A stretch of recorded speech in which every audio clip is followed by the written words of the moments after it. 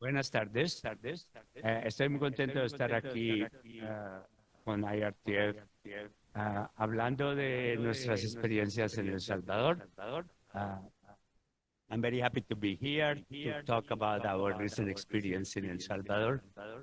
With us is Abraham, Cristosal, that I met during my last trip when I was observing the elections in El Salvador. Él es un activista del grupo Cristosal.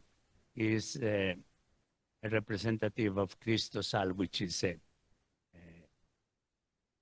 Episcopal peace and human rights group in El Salvador.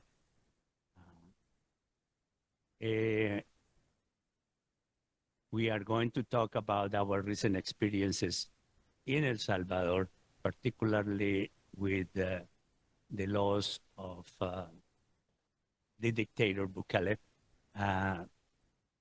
which is called the rule of exception, which suppressed all the human rights that the Constitution normally have. The history of repression in El Salvador is very long-standing. We do know that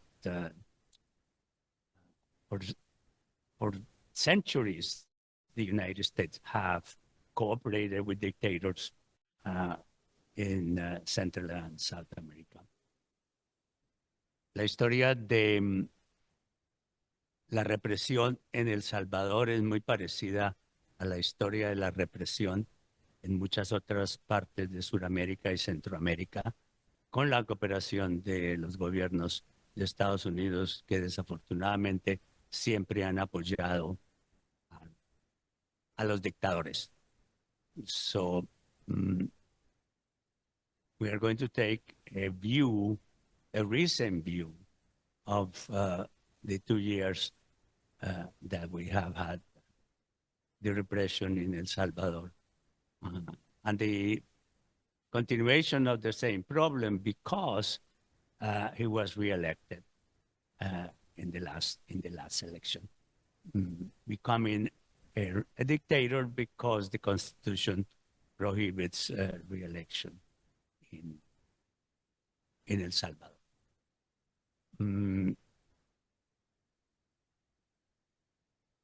La reelección de Bukele este año parece que va a continuar con la misma política de crear y mantener una prisión que es de las prisiones más grandes del mundo, donde hay tortura y no hay ninguna ley de derechos humanos, no hay respeto a los derechos humanos. The re-election of Bukele, which is unconstitutional, has created a continuation of the problem. It's not that it was going to change if we were not re-elected, because the whole political machine in El Salvador is geared to maintain the suppression of the human rights.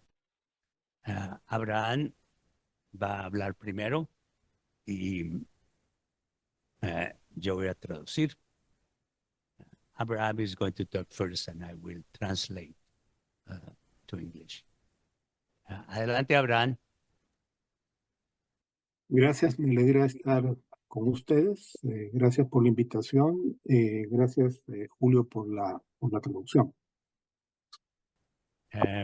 Thank you for being present here, and thank you for the invitation. Well, I'm going to translate. He said that. Sigue. Gracias. Voy a hacer un resumen de lo que está pasando en El Salvador, sobre todo explicando el régimen de excepción y los efectos del régimen de excepción, sobre todo en el encarcelamiento masivo que ha pasado. Voy a hacer una historia del régimen de excepción y los encarcelados. Oh, that's funny. I'm going to talk about the history of the regimen of exception and the massive incarceration in this giant jail. El Salvador tiene 2 años de vigencia de régimen de excepción desde el 27 de marzo del 2022. The regimen of exception started in March of 2022. Este es el periodo más largo, continuo, de un régimen de excepción en El Salvador desde 1922, que era una época de regímenes militares. This is the longest regime of exception in El Salvador since 1922, when there was another dictator, and still continues after 2 years. Si bien la Constitución salvadoreña permite suspender derechos constitucionales por causas extraordinarias, como guerras o desastres, se establece que esta medida debería ser temporal y solo dura 30 días y solo puede ser prorrogada mientras dure la causa que la originó. The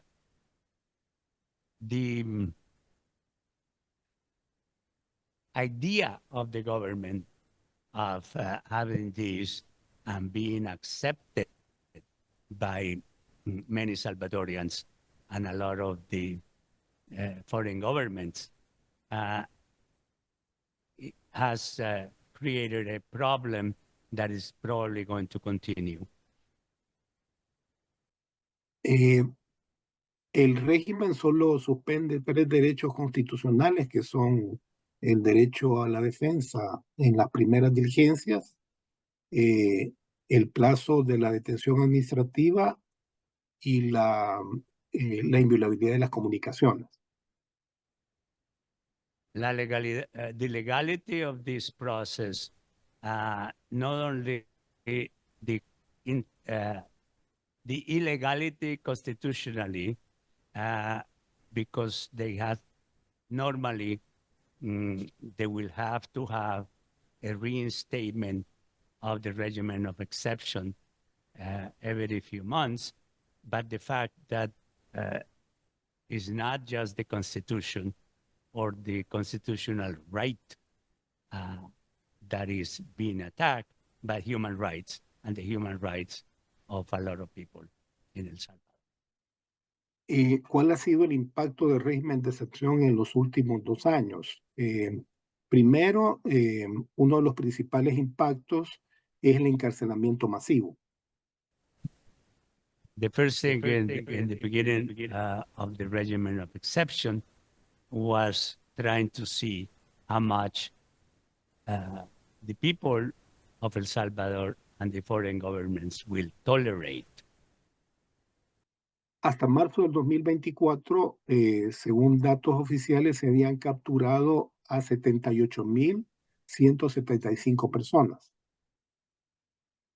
The count of people that were detained was 64,000 as of March of 2024. Con este número de detenciones en 2 años significa que se duplicó el número de la población carcelaria, pasando a 100,000 personas en total en los centros penales. This special jail is not the only place that are people being detained, but the total number of detainees now is over 100,000. Eso implica que El Salvador se mantiene a nivel mundial como el país con la mayor tasa de encarcelamiento en el mundo. El Salvador is the country with more number of detainees or jail people in the world. Es decir, 2.46% de la población adulta de El Salvador está detenida. ¿Qué porcentaje? 2.46% de la población adulta. 2.4% of the adults are in jail. El problema del régimen de excepción es que genera una práctica masiva de detenciones en donde los policías deciden a quién capturar o por qué. The decision of to capture is only in the hands of, or in the brains, if they have brains, of the policeman that is doing the detention. There is no no Puede rhyme ser, or reason of why this happens, and it's very sad that there is no way to know exactly why or how these people were detained. puede ser porque la persona tenga un tatuaje, por ser un joven sospechoso, por una denuncia anónima o simplemente por exigir sus derechos. Esas son las causas por las que cualquier persona puede ser detenida. There are many reasons that this happened. It could be some snitch or some people that know the person that is going to detain that has accused him. The presence of a tattoo, and that is very interesting to me because I was there and I have many tattoos, but I have an American passport, so that's my defense. The other thing is the suspicion of being associated with somebody that is part of the maras. But in general, there is no rhyme or reason of why these people were detained. And because there is no process to find out why, it has been impossible to make sense of this. Estas personas son detenidas sin orden judicial y sin investigación previa y a todos se les acusa de ser parte de agrupaciones pandilleras. Initially was to combat the maras, but right now, and soon after they started, there were many other reasons that were given for detaining people. Esta práctica de detenciones masivas, debido a que son bastantes casos, miles de casos, ha generado juicios colectivos. In some cases, they have been collective trials where they try to explain that, but in the majority of cases, no matter how the family or other human rights groups try to find out why, it has been impossible to know. Eso implica que las personas son procesadas en juicios colectivos y no se determina la responsabilidad individual de cada quien. Es decir, se procesa a 200, 300 personas acusadas de ser pandilleros, se presenta prueba general, pero no se individualiza la responsabilidad de cada quien. To fake illegality to this process, there are collective trials up to 300 people that do not say anything about why the particular person was detained, and there is no due process. A lot of people don't have lawyers, and even if they do, it doesn't matter. El impacto humano del régimen es dramático. Más de 230 personas procesadas han muerto en las cárceles por violencia o por enfermedad. The human rights toll and the human toll itself is massive. 230 people have died in detention. Some of them have been tortured or have signs of torture, but many of them are from malnutrition or infections or just causes that we don't know because a lot of the bodies have not been available for examination. La mayoría de detenidos son jóvenes y hombres. Esto ha ocasionado desintegración familiar y una mayor carga en las mujeres. Y se calcula que hay más de 100.000 niñas y niños en situación de abandono debido al régimen. In the majority, they have been young people, but there are women and they have very young children, which we consider minors. And the result of that is that there are probably 100,000 children without a father or a mother take care of them in the outside. Las organizaciones hemos registrado más de 6.300 denuncias de violaciones a derechos humanos durante los 2 años de régimen. Cristosal and other organizations have collected more than 6,000 demands for justice, and there are many other simple demands by relatives, but to no avail. Quisiera terminar diciendo que en este panorama negativo rescatamos que ha habido experiencias de movimientos de familiares y víctimas que han logrado activar y movilizarse para exigir sus derechos. And there are many families that have been able to hire lawyers to try to get back at least an explanation of why they were detained. And in very few cases, they have been successful to declare the detention null. Un ejemplo de eso es el movimiento de víctimas de régimen de excepción, que está conformado por víctimas que han sido capturadas, y este movimiento da apoyo humanitario, legal, y hacen campañas de denuncia a nivel nacional e internacional. There are groups that are from the detainees and their families that have created a support group, not only for legal aspects, but for simple aspects like trying to feed them or trying to help the children of the detainees that are outside.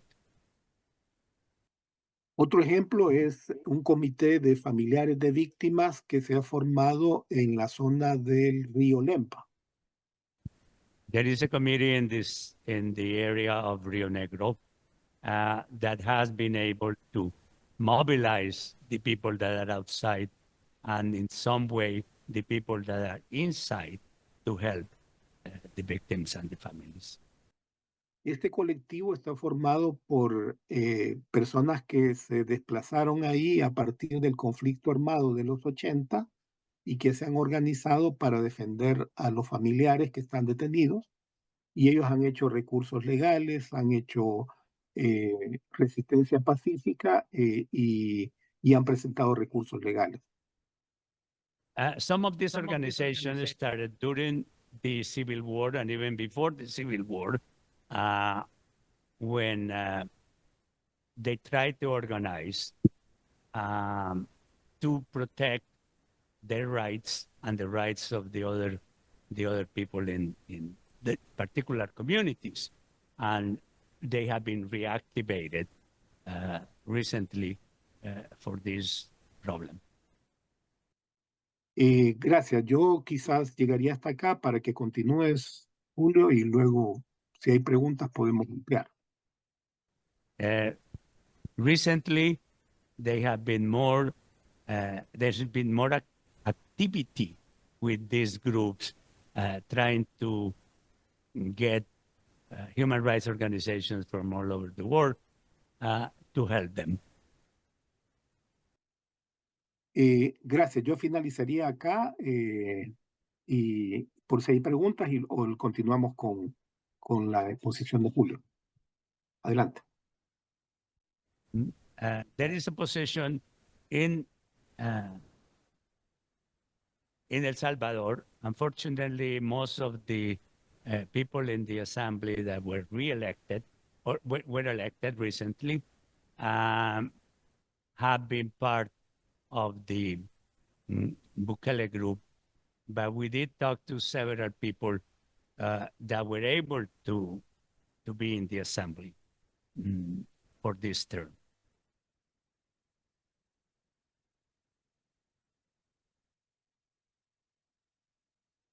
Adelante, Julio. Ya finalicé. You can hear me?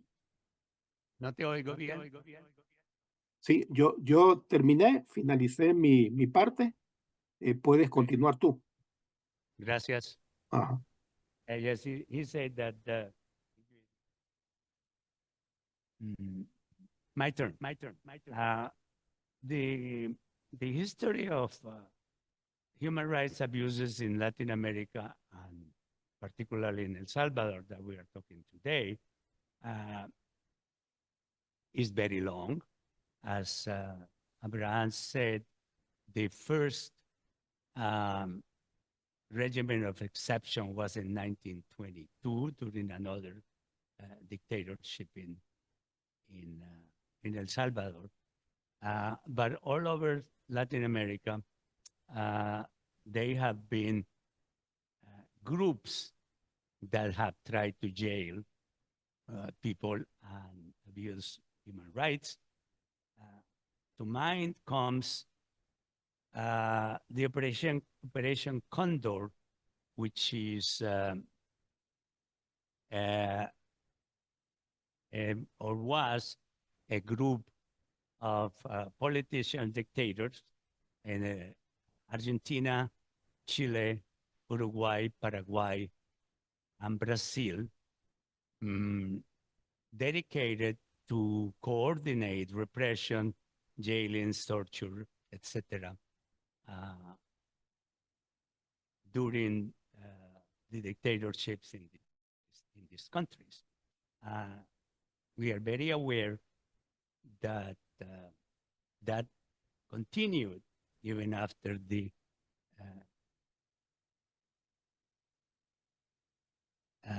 ends of the dictatorships, and in many cases, that was part of a policy of the United States, which in general has protected the dictators. With IRTF, we have worked on the School of Americas, which used to be in Panama, now is in Georgia, that train a lot of these goons that have caused a lot of this problem. So the problem is not unique to El Salvador, and the problem continues because we were at the U.S. Embassy, my delegation for elections, and the United States is wishy-washy. Their excuses, they don't want to bother Bukele and try, make him more revengeful. The truth is that El Salvador has been a very important part of the policies of Latin America, policy of the United States against Latin America. El Salvador has the largest embassy in Central America. It's the smallest country, but it has the largest embassy. And part of this is because they want to protect the mining and the other industries, not only in El Salvador, but in the rest of Central America. So the protection, in a way, or complacency of the United States continues to be to be a problem. Part of my involvement with El Salvador started because the IRTF, the foundation of IRTF was to protest the killing of 4 religious people that were murdered before the Civil War by the military that was supported by the United States. So we are very aware of the connection between human rights, water rights, anti-mining rights, and the political problems in El Salvador. After the peace accords between the Salvadorian government and the guerrillas, the problem has continued. It's pretty sad that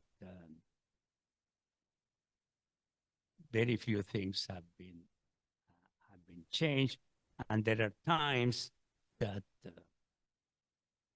there is hope.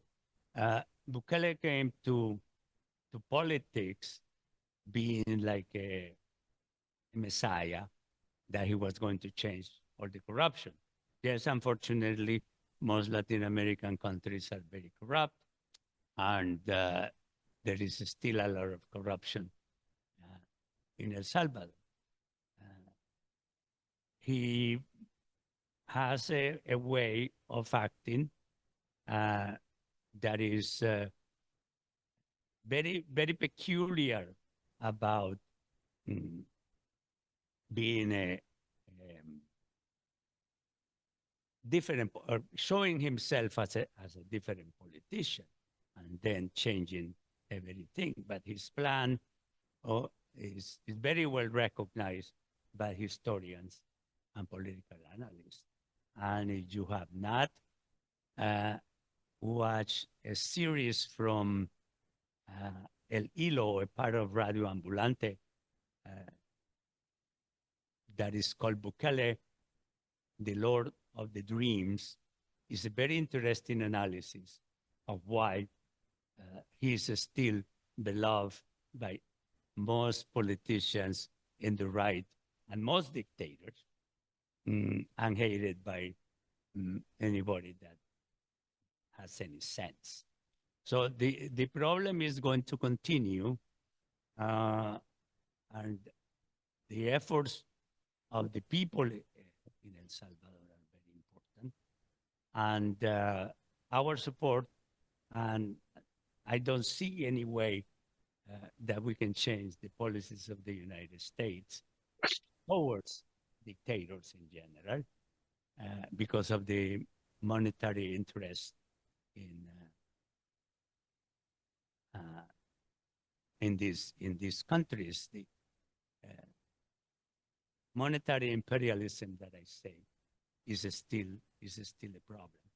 One of the things that I like to say is that for a while, well, probably 11 years, I have visited an island in the south of El Salvador called Isla del Espíritu Santo, which is supported by CIS, the Center for Information and Solidarity, that is our partner, the partner of IRTF in El Salvador. And in my last 2 visits, which have happened after the regimen of exception, peaceful island where they never had any gangs. They have people that have been put in jail without any reason. There is a woman that is still in jail that I know her partner, and a son of her is also in jail. One of the things that was very dramatic, and that he was able, or the family was able to have a single trial for him. And there is a release, there is an order for release from jail, which happened probably 3 months ago already. But he's still in jail. Because again, no matter what their justice say, it continues. In my last, not the last trip, but the previous trip, I met a man that was able to get out of jail, and he had lost 60 pounds. He was emaciated, and he is doing a little bit better, but there have been several people that have been malnourished and released and have died from infections or malnutrition. So I think it's important for us to continue to do as much as we can to fight this and try to make the government of the United States change their attitude against the dictator. So I will stop here and see if you have any questions.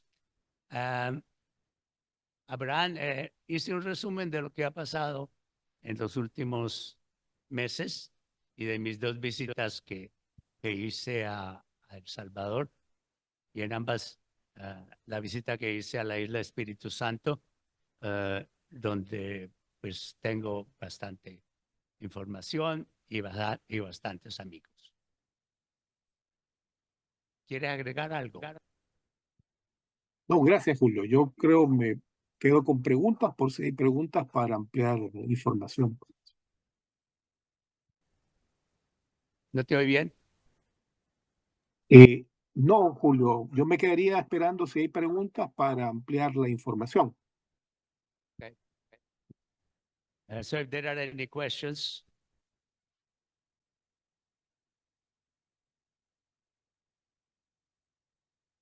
Sí.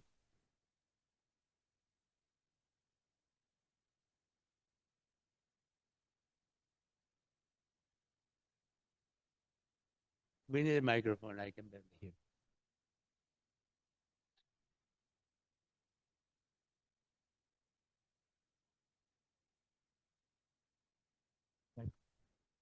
Hi, thank you for your talk. Just was wondering if there's, I wasn't in for the beginning of it, but I was wondering what the situation is with forced labor on top of mistreatment of people in the system, and what that looks like and what people are trying to do. Well, we don't have information. We know that the conditions are horrible, and they have to clean the rooms and clean the jail and help prepare the food, but we don't know anything. Well, that is forced labor because they are in jail.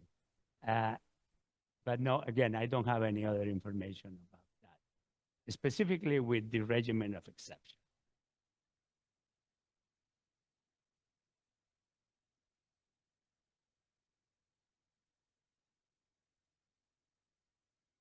Yes, sir. I wanted to know if the mass arrests that I believe you spoke of, are these arbitrary at times, or are they due to trumped up charges, or are there certain infractions that lead them to justify just arresting mass groups of people? You know, what are the reasons, and what is the justification that they offer for just arresting people? The excuse is that they were part of a Mara or a gang, or that helped them, somebody from the Mara. But there is no rhyme or reason because they have not been, there are very few that have been charged, so we don't know exactly. There was last year in June, they decided, or the police and the army decided to isolate a whole state, which is very big state. And so nobody could get, and still nobody can get into that state or out of the state. And then they have massive arrest, extra massive arrest on that area. It's called Hilo Vasco. And I have a friend that I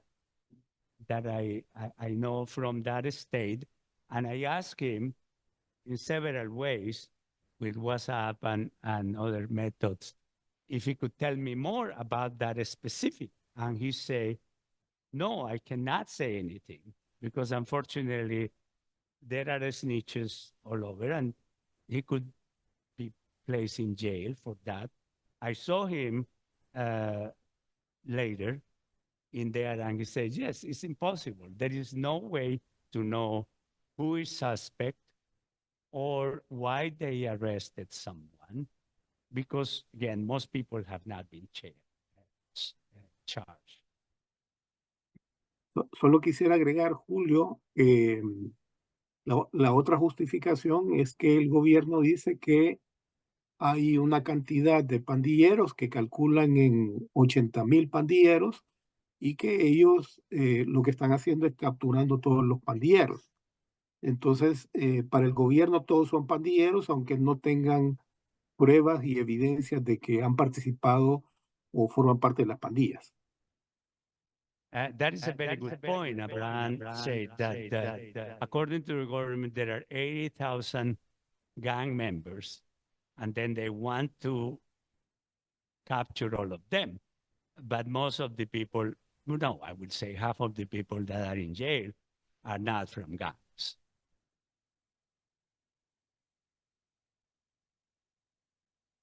To what extent do you think the Bukele government is now serving as a model for other governments in Latin America? I'm thinking specifically of Ecuador right now, where there's been a spike in violence, and the government, the new Noboa government, has responded with calling out troops, imposing a curfew, and most recently even violating the sovereignty of the Mexican embassy in Quito. It seems like a departure from the normal rule of law in Ecuador. Yes, that is, again, is the continuation of several programs by dictators of trying to jail people or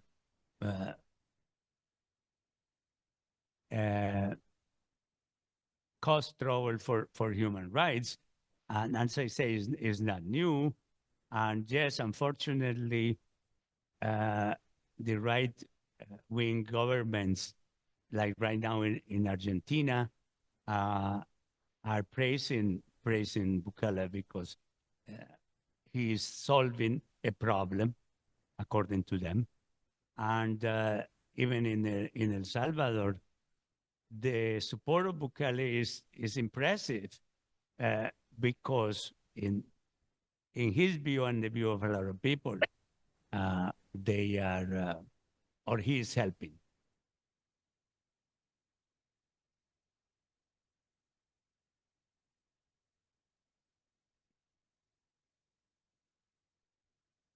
I saw Senior Abrego in his bio was an election observer. Can he suggest a place that has free training that we might get a group of people together to be election observers? Yes, all over the world there are different election observers. I have worked with the Center for Information and Solidarity, which is the partner of IRTF in El Salvador. And they provide, even if you don't have experience, it's very important to be an election observer, not only in El Salvador, but in many other countries. And unfortunately, folks, we are at time. Wish we could be here all day, but unfortunately, we have to move on to the next session. So before we go, though, can we give a big round of applause for Julio and Abraham?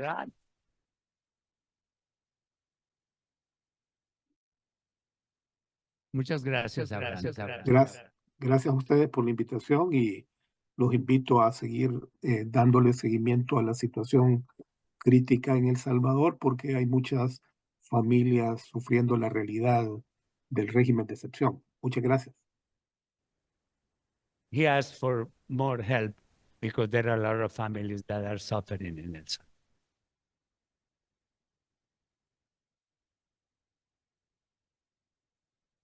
Into that. And thanks everyone, and look forward to seeing you either in this room or another one for the next session.